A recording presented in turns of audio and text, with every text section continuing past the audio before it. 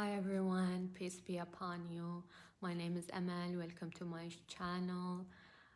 Lately, I've been inspired a lot of ideas brewing inside of my mind. And since we are entering this blissful month, Ramadan, I figured that I would create a video that speak about this state of bliss, how we can be magnet for divine blessings that comes in infinite expressions. How can we open this mystical eye that sees how everything in reality is a blessing in disguise? So this video I will speak about some of the ways that can help us to enter this state, that can help us to harmonize our energy, to clarify our mind and purify our heart through a spiritual art, which is internal alchemy. This is a type of spiritual work. To be a magnet for divine blessings. Here, we're not only opening ourselves to receive, no, we're entering a state of bliss where your whole existence become the blessing in itself. You don't enter a place until you shift the whole space into pure bliss. And it's spontaneous, subtle, it's not performative and exaggerated because it's your state of being. You're not shouting about it because it speaks for itself. You're not performing it because it's your own authentic self. It's your state of being. It's not a costume you wear, a role you claim, or a personality trait. It is a state of being. So when we enter this state of bliss, we realize that there is a gravitational force to it that help us to receive more blessings. So in order to enter such a state of bliss, there is a type of spiritual work we can do to harmonize our energy. And this spiritual art is, or work is internal alchemy. It's elegant, spontaneous, natural. It's a different kind of niche. It requires you to be sincere, authentic, and to have integrity and the humility to accept and to allow and to open up to receive. So, in order to understand this work better, observe your mother, Earth. Her nature is a reflection of your nature. She's a spontaneous being, full of abundant blessings. And also, remember your father, the first father, the father of all humanity. He lived in heaven. Angels bowed to him. This is your heritage. This is what you inherited from him. You inherited the garden of bliss. You are the middle point where heaven and earth kiss and merge. When you master the art of uniting spirit and matter, you will excel in everything you do. So in order to understand how we can enter this state of a bliss, we start to do the spiritual work. We start to do internal alchemy. So in order to enter such a state, we must harmonize and stabilize our energy. And this starts with preserving and conserving your energy. Stop pouring all your attention, your love, your care, your knowledge, your wisdom, your insight everywhere. Stop pouring it whenever, wherever, and to whomever. No, it's time for you to take it back, to call it back. Call it back to its rightful owner. You are the source of this energy, so call your energy back to yourself and pour it all back to yourself. This is the energy that it's gonna help us to access such a blissful state.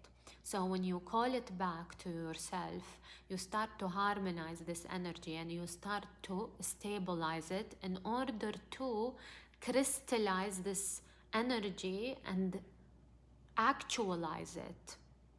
So when you call back your energy, when you start to pull it back from all the places that you've been pouring your attention, when you call your attention back and you start to preserve and conserve this energy, you need to look at it more closely. Since we are giving so much energy to everything and everywhere, we get depleted and we become so far and distant from ourselves.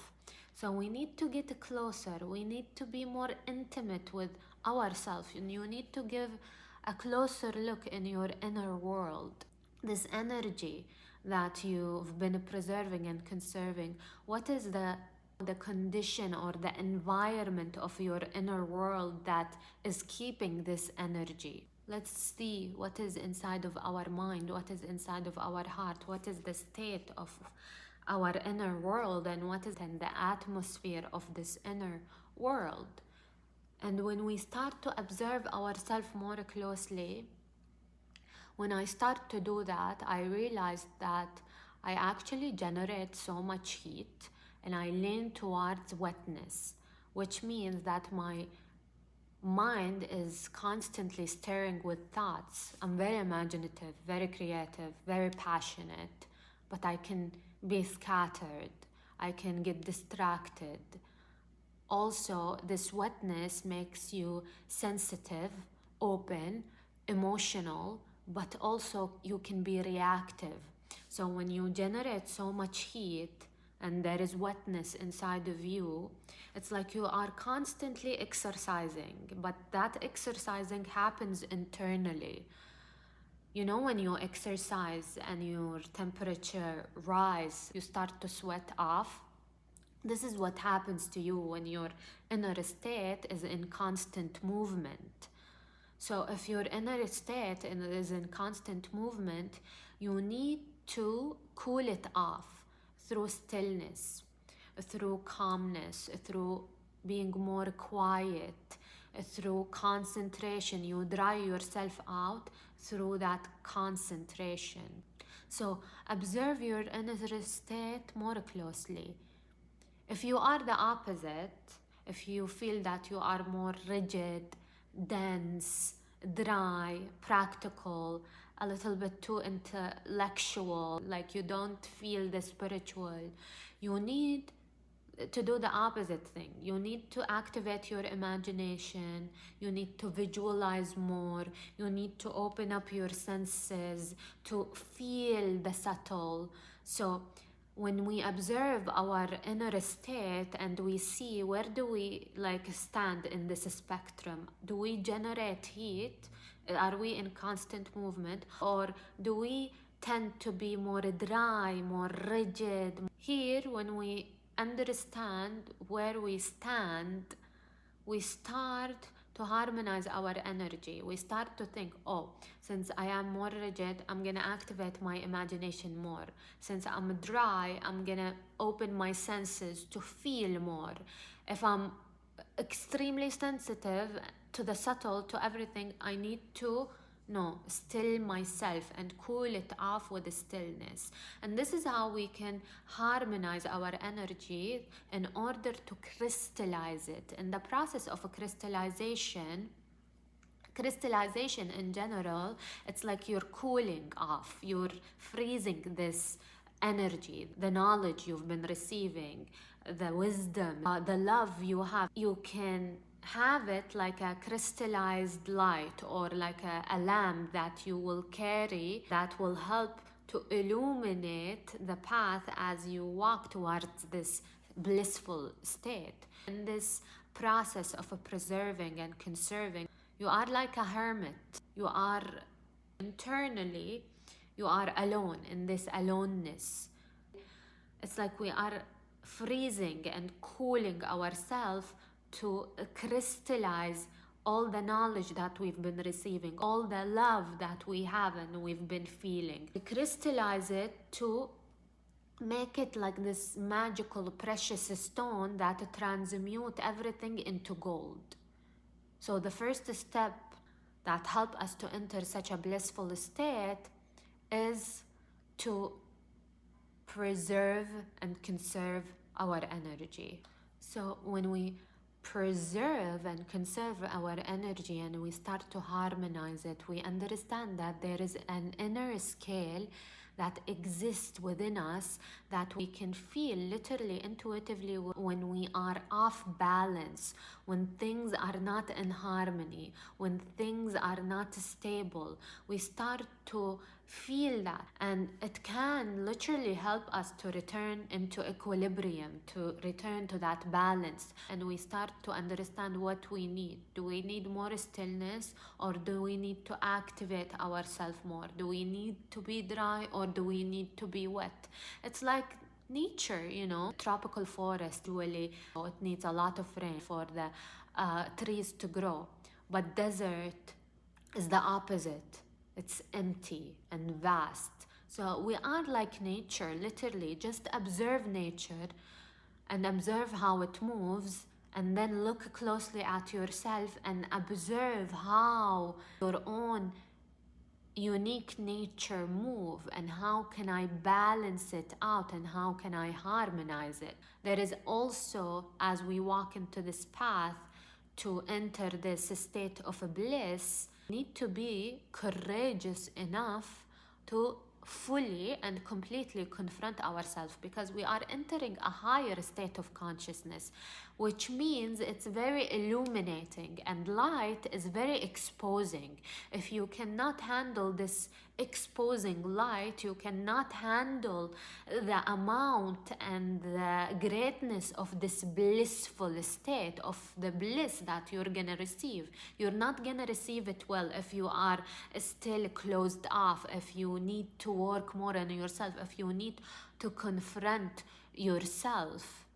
So you can enter this state of bliss when you cleanse yourself, when you see every part, even those that are most traumatic, hidden and gruesome and ugly to look at. But it's necessary. You are cleaning yourself, you are cleansing yourself, you are healing here. You have cultivated the medicine, which is your consciousness.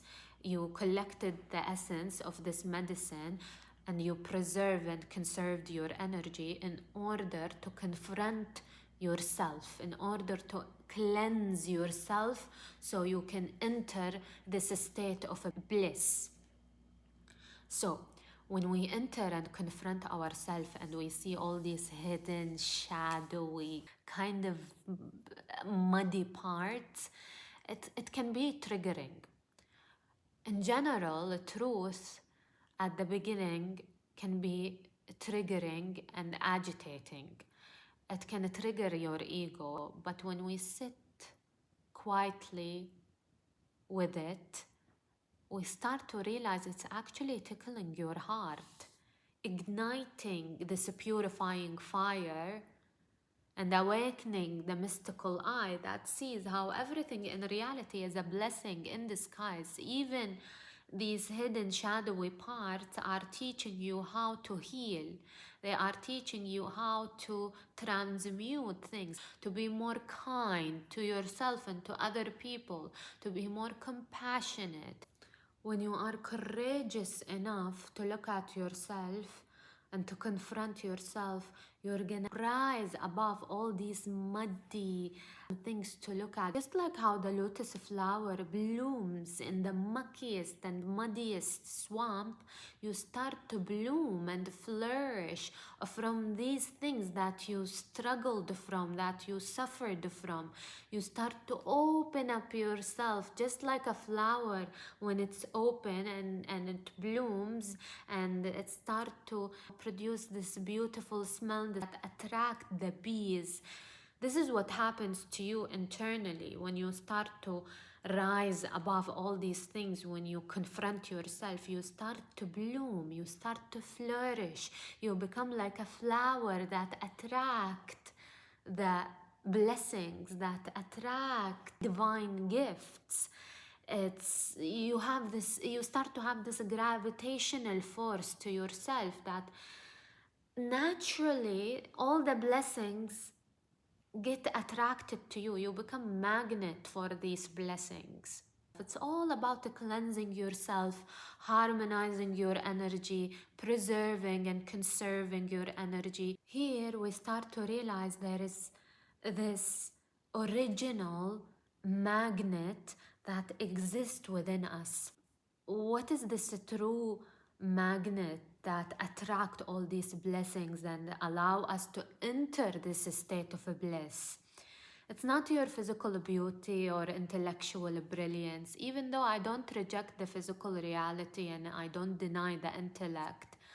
But there is something that is more truthful, more pure, and it stays with you for eternity. It's your eternal home. And it is your heart, your pure heart. Your pure heart is the true magnet that attracts everything. Your pure heart is the home for spirit. Your pure heart, it is the lamp that illuminates the path and allow you to enter this blissful state. Your pure heart is that precious magical stone that transmute everything into gold. Your pure heart is the mystical eye that sees how everything is a blessing in disguise. Your pure heart is that place of innocence. It's your nature. It's the garden of bliss. That's why I always center myself in the heart. Some people center themselves here in the third eye. Some people center themselves around the stomach. But to me, my center is the heart. So I protect this heart at any cost. And I need to keep it pure as much as possible. And how can we keep our heart pure? You know what's interesting? Lately, I've been observing myself more closely. I realized how the purity of our heart is intimately and directly connected to the clarity of our mind. So, when we observe ourselves, we start to see that when my heart is closed off, my mind is constantly occupied, and vice versa. When my mind is stirring with thoughts, my heart is closed off. So, in order to purify your heart, you need to pacify your mind. You need to slow down your thoughts, observe your mind more closely. You need to be vigilant, where you start to sharpen your gaze and your gaze become like a piercing gaze. It's like you're gonna shoot arrows at any rotten thoughts that arise from fear and doubt. You are ready to attack it.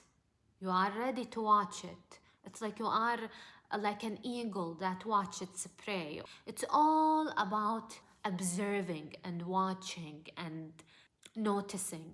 This is the subtle force you have to cultivate in order to understand how we control our inner state. But even though I don't like the word control, I think it's very rough, but the control that comes from the subtle force is good because it doesn't create tension and resistance. It rather help you to cleanse and purify your inner state. And when your mind start to clean out, your heart naturally gets purified. You ignite this purifying fire inside of your heart. Your intention becomes pure, and literally it reflects in your words that you speak, in your actions, in everything that you do. Your pure intention and your pure heart reflect on that, and that's how you beautify your inner world and you beautify yourself too. As within, so without. This is a truth that cannot be denied. What is inside of your inner state is a reflection of that outer and external world. Purify your inner state and enter this blissful place, and everything around you will start to change. This is internal alchemy. You start from within, and that what is within extend to the without. Lastly, I cannot speak about bliss without gratitude. Gratitude is the key that opens up the portal of abundance. Gratitude is an act of remembrance. Gratitude is the key to open up this pure heart, to open up your mind, to open up the door that help us to walk towards this place of bliss. We need to be grateful. The state of gratitude help us to see how blessed we are in this current moment, in this present moment. Don't let this world make you forget how blessed you are. Don't let this world, this illusionary world, to hypnotize you. The more you remember how blessed you are, the more you receive. وَلَئِنْ شَكَرْتُمْ لَأَزِيدَنَّكُمْ. The more you are grateful, the more that I give you. It's a divine law, a spiritual principle, a truth that cannot be denied. The more you are grateful, the more you open up yourself, you expand yourself to receive more blessings. So remember to be grateful every day.